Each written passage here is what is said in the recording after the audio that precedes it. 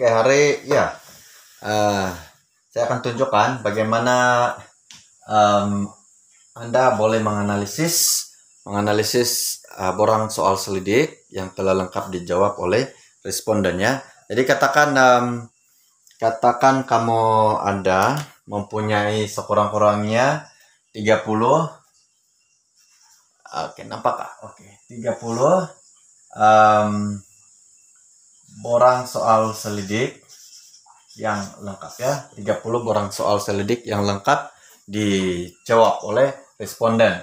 Jadi yang langkah pertama yang Anda patut lakukan ialah yang pertama, berikan kode ataupun nomborkan setiap borang soal selidik, setiap set borang soal selidik yang telah dijawab dengan lengkap oleh responden. Jadi apa-apa kode pun boleh Anda gunakan. Nah, yang paling mudah ialah Anda bagi nomor lah. Kalau ada 30, jadi kamu nomborkan setiap set borang soal selidik itu daripada nomor 1, 2, 3, 4 hingga 30 lah, ataupun sampai habis. Ini untuk memudahkan Anda dan mengelakkan daripada ada borang soal selidik yang terdouble ya, dianalisis ya. Oke. Kemudian langkah yang kedua, selepas Anda buat ini, Anda sediakan template. Apa nih template ataupun satu borang analisis lah. Nah, borang analisis ini boleh merangkumi yang pertamanya. Ini bergantung kepada item-item mana yang pengkaji akan buat analisis ya. Misalnya kalau di bahagian data demografi responden, itu berbeza dengan borang analisis untuk tahap-tahap persetujuan item-item tertentu ya. Jadi kita ambil contoh, kalau misalnya data demografi responden, contohnya jantina, umur, pekerjaan dan sebagainya kan ya. Jadi sediakan template borang analisis yang sesuai.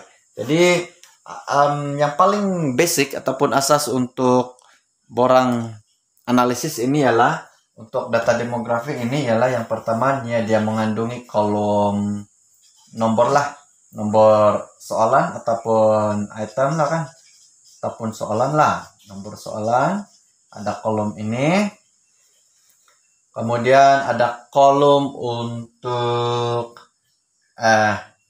item ataupun soalannya, ataupun tidak, kalau sudah ada nomor item ini tidak perlu sudah nyatakan dia punya item ataupun soalan di sini, sebab Anda tahu nomor 1 itu ialah merujuk kepada item tertentu kan. Tapi kalau diberikan pun tidak ada masalah. Kemudian kolom yang seterusnya ialah dari segi bagi dia ruang untuk pengiraan gundalan.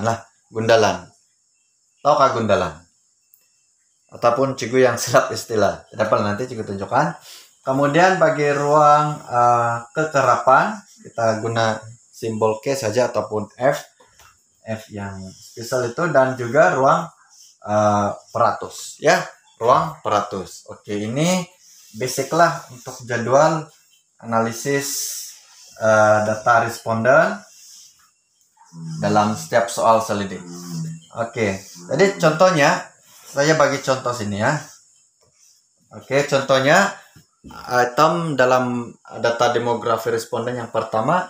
Oke, mungkin di borang soal selidik itu Anda telah tulis dia sebagai nomor 1 ya.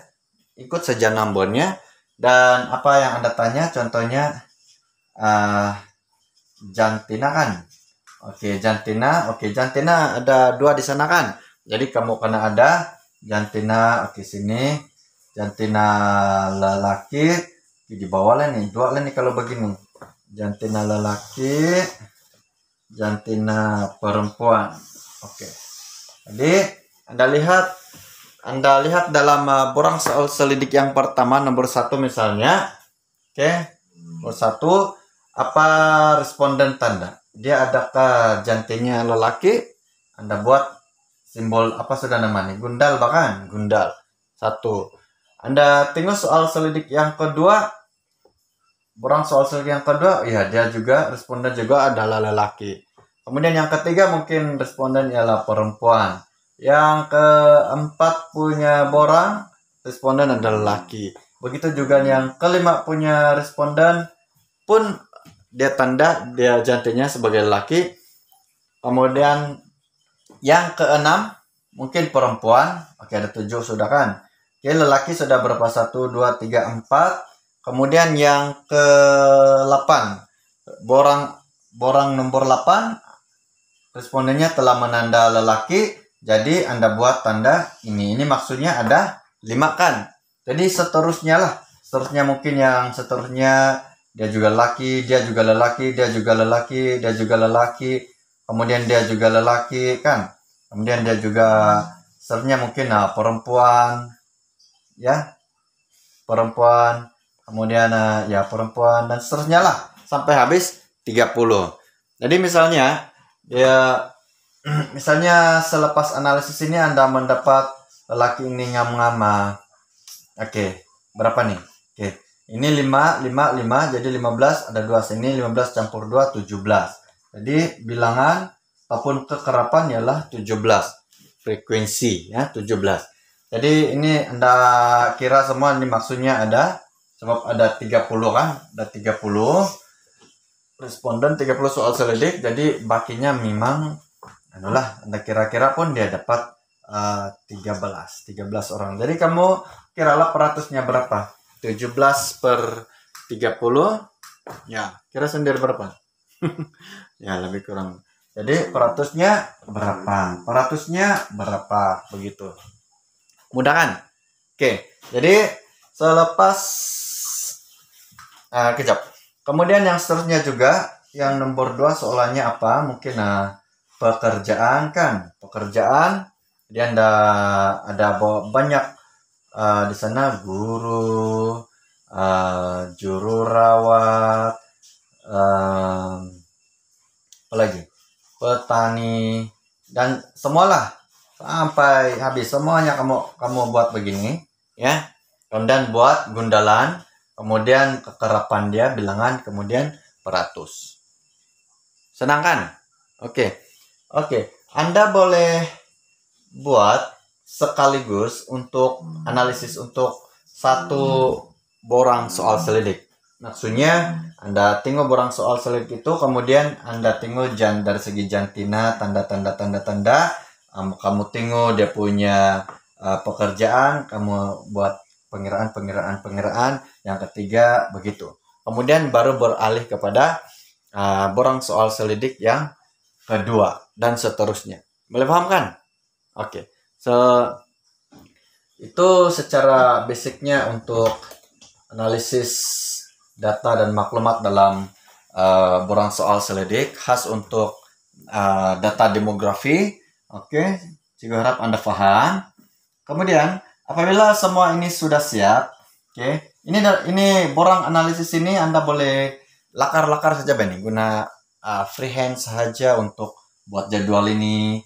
Dan yang penting Anda pahamkan. Jadi selepas Anda dapat ini kekerapan dan peratus ini, Anda pindahkan ke borang analisis dalam laptop ataupun komputer Anda kan.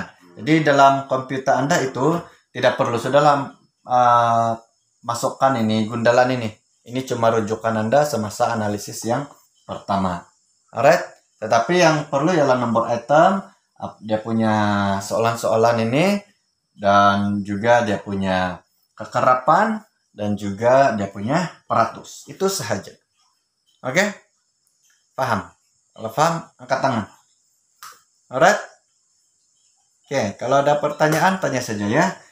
Dan selepas ini, kalau Anda paham semua ini nanti, Cikgu akan tunjukkan pula bagaimana membuat analisis untuk biasanya objektif kedua lah, yaitu berkenaan dengan item-item yang mempunyai pilihan tahap persetujuan. Oke? Ya.